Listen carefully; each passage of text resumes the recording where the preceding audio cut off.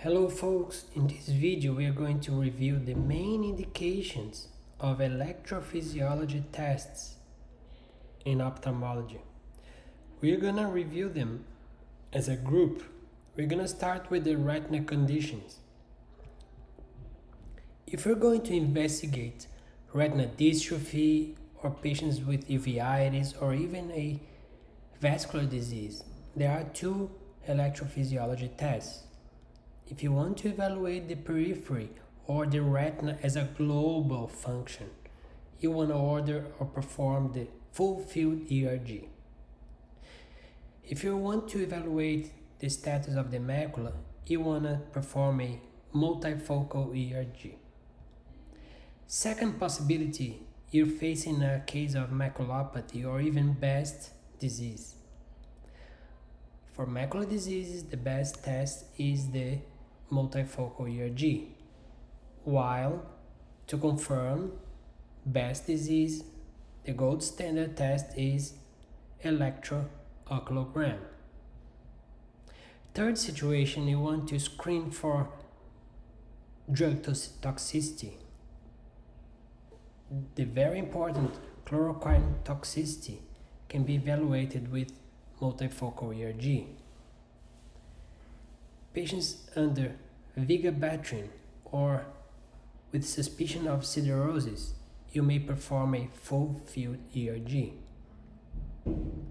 Second group of conditions are neuroophthalmology. Patients with tumors, neuropathy, or neuritis may benefit of electrophysiology tests. There are three possibilities.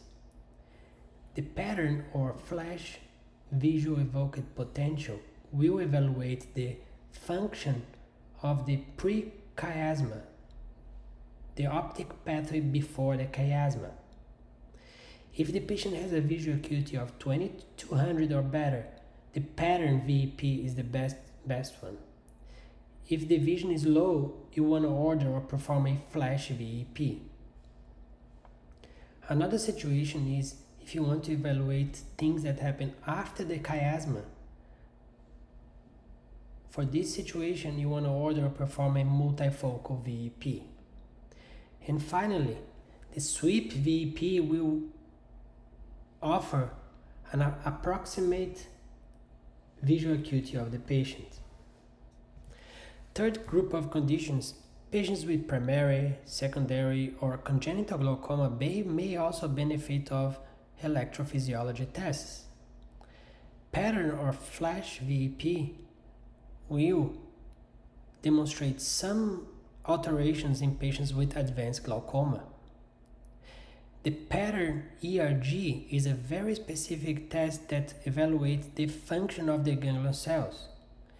And for kids or other type of patients, the sweep VEP will provide an estimate of the vision of the patient.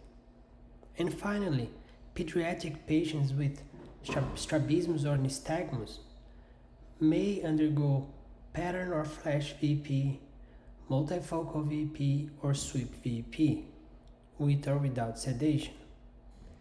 Patients under evaluation or suspicion of albinism, the multifocal VEP will demonstrate the lack of direction or organization of the function of the vision in patients with ocular albinism.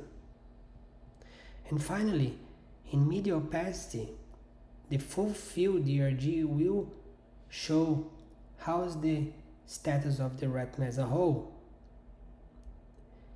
If you perform the VEP and multifocal ERG, you may know if the visual acuity is lost because of the retina or the optic nerve. If the pattern or flash VEP is abnormal, the visual loss is because of the optic nerve, while if the multifocal ERG is reduced or abnormal, the retina or the macula is the cause. I hope you like this little summary of these indications of ERG tests. See you in the next video.